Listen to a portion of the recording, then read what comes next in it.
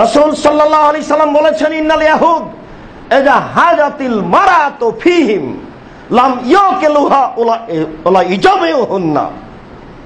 ইহুদি খ্রিস্টানদের চরিত্র নারীদের উপরে এত বর্বর, অসভ্য, এত ঘৃণিত।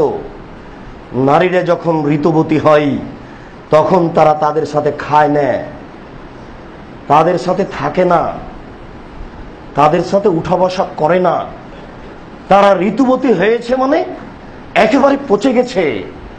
তাকে ভাতের পাতিল, তরকারির পাতিল, খাদ্যদ্রব্যের পাতিলে হাত দিতে দেওয়া যাবে না, ওকে বিছানে আসতে দেওয়া যাবে না, ওকে পৃথক জায়গায় রাখতে হবে। কুষ্ঠ রোগী যেমন রাখে, সবকিছু পৃথক করে ধবল রোগীকে যেমন রাখে, তেমন নারী হয়ে গেছে কুষ্ঠ রোগের অধিকারিণী। এই অভিশপ্ত ইহুদি, এই অভিশপ্ত খ্রিস্টান নারীদের সাথে ঘৃণিত আচরণ করেছে।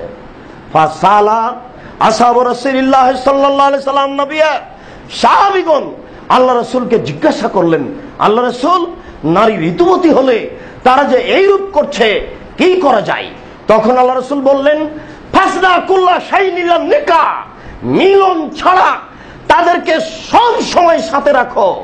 চলাতে, ফিরাতে, উঠাতে, বসাতে, খাওয়াতে যেভাবে তাকে সাথে রাখা যায়, দিন রাত সমান করে তুমি সাথে রাখো, শুধু মিলনে লিপ্ত হবো না। আপনাকে আমি কি দিয়ে বুঝাই রাসূল সাল্লাল্লাহু আলাইহি সাল্লাম নারীদেরকে কিভাবে মূল্যায়ন করেন? কে বলেছে তারা দুর্বল বস্তু? কে বলেছে তারা ঘৃণিত বস্তু? কে বলেছে তাদের ধবল রোগ হয়েছে, কুষ্ঠ রোগ হয়েছে, তাদের প্লেট পৃথক করে দিতে হবে? মিলন ছাড়া যা কিছু পৃথিবীতে আছে সবকিছু সাথে নিয়ে করো। ফাসনা কুল্লা শাইইন, কুল্লা শব্দ উল্লেখ করেছে। আপনাকে আমি কি দিয়ে বুঝাই? ফালাম্মা বালাগাল ইয়াহুদ যালিকা, যখন ইহুদিদের কাছে এই সংবাদ পৌঁছিল মুহাম্মদ এই আদেশ করেছে, তখন ইহুদিরা বলল, মা হাজার রাজুল লাইসা ফিন আমরিনা শাইয়ান ইল্লা ইউখালিফুনা ফিহি।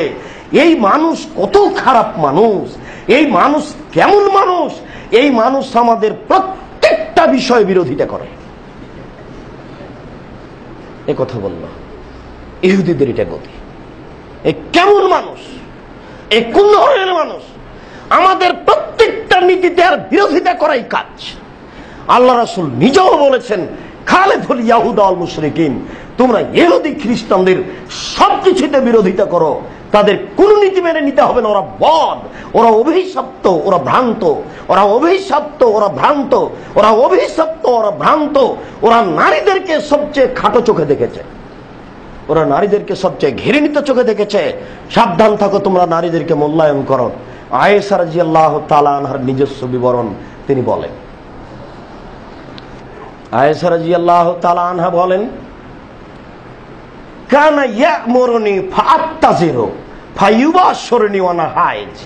যখন আমি ঋতুবতী হতাম তখন আল্লাহ রাসূল আমাকে বলতেন, তুমি একটা অতিরিক্ত কাপড় ব্যবহার করো ছায়ার নিচে, শাড়ির নিচে। তারপরে তিনি আমার সাথে শরীরের সাথে শরীর লাগিয়ে দিনরাত কাটাতেন। আয়েশার নিজস্ব বিবরণ, তখন আমি ঋতুবতী। তিনি বলেন, কুনতু আশরাবুল মা ওয়ানা হাইজ, আমি পানি পান করতাম গিলাসে, তখন আমি ঋতুবতী। সুম্মা উনাবিলহু আন-নবী সাল্লাল্লাহু আলাইহি সাল্লাম, তারপরে পানি আমি আল্লাহ রাসূলের হাতে দিতাম। ফায়াজাউ ফাহু ফি মাওযিফিহি ওয়া ইয়াশরাব, তিনি ওখানে মুখ লাগিয়ে পানি পান করতেন যেখানে মুখ লাগিয়ে আমি পানি পান করেছি, তখন আমি ঋতুবতী। তিনি বলেন, ওয়াতারাকুল আরকা ওয়ানা হাইজ, আমি গোশত দাঁত দিয়ে ছিঁড়ে খেতাম, তখন আমি ঋতুবতী। সুম্মা উনাবিলহা, তারপরে গোশত রাসূলের হাতে দিতাম। ফায়াজাউ ফাহু আলা মাওযিফিহি, তিনি তার মুখটা গোশতের ওখানে রাখতেন যেখানে আমি রেখেছি, তিনি দাঁতে ছিঁড়ে খেতেন, তখন আমি ঋতুবতী।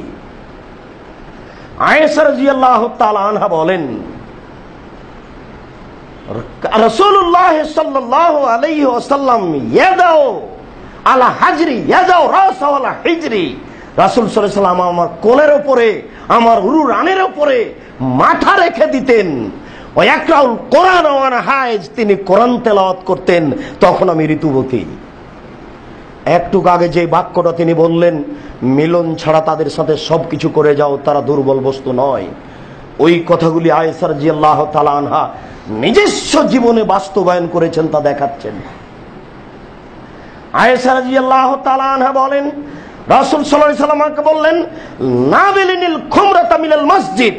আয়েশা, ওই যে মসজিদের ভিতরে চাটাইটা, জায়নামাজটা আছে, ওইটা নিয়ে এসে দাও। তখন আয়েশা বলছে, না না, হিস তো, আমি যে ঋতুবতী, আমি কি করে মসজিদ থেকে আপনাকে চাটাইটা এনে দিই? তখন আল্লাহ রাসূল বলছেন, লাইসাত ফি ইয়াদিকি বিহাইজাতুকে, তোমার ঋতু কি তোমার হাতে লেগে আছে? যাও নিয়ে আসো। ঋতু অবস্থায় মসজিদে যাবে, ঋতু অবস্থায় কোরআন তেলাওয়াত করবে, ঋতু অবস্থায় তাসবিহ তাহলিল জিকির আজকার করবে। কোরআন তেলাওয়াত করবে না যখন ফরজ গোসল, তখন এছাড়া আর কোনো জায়গা সুযোগ নাই দুনিয়াতে কোরআন তেলাওয়াত করবে না। ওযু ছাড়াই কোরআন ধরে স্পর্শ করে কোরআন তেলাওয়াত করবে, এটাই শরীয়ত। রাসূল সাল্লাল্লাহু আলাইহি ওয়াসাল্লাম কোনোদিন বলেননি যে ওযু করেই তাকে কোরআন তেলাওয়াত করতে হবে। আপনি ওযু করে করেন, নিষেধ করিনি, করা ভালো, কিন্তু করা যাবে না, এই কথা আপনাকে কে বলে দিল?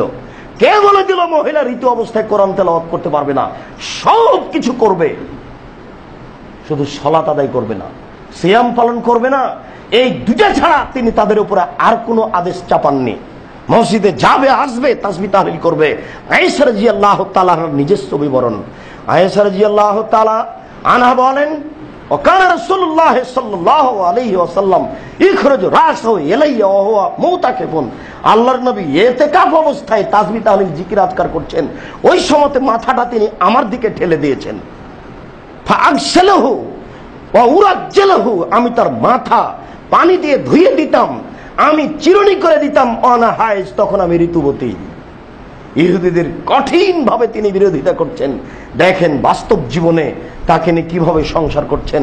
এটা আপনাকে ইসলাম দেখানো হচ্ছে। আপনি মনে করিয়েন না যে আয়েশা রাদিয়াল্লাহু তাআলা স্বামীর সাথে কিভাবে চললেন তার জাতির সামনে পেশ করে গেলেন, এটা কেমন হয়? জি, তাদের জীবনটাই ছিল জাতির জন্য একটা উপদেশ। তারা পুরো জীবনে দিন রাতে কি করেছেন তা আপনাদের সামনে দিয়ে চলে গেছেন, যাতে করে আপনাদের কোনো সমস্যা না হয়। তিনি বলছেন যে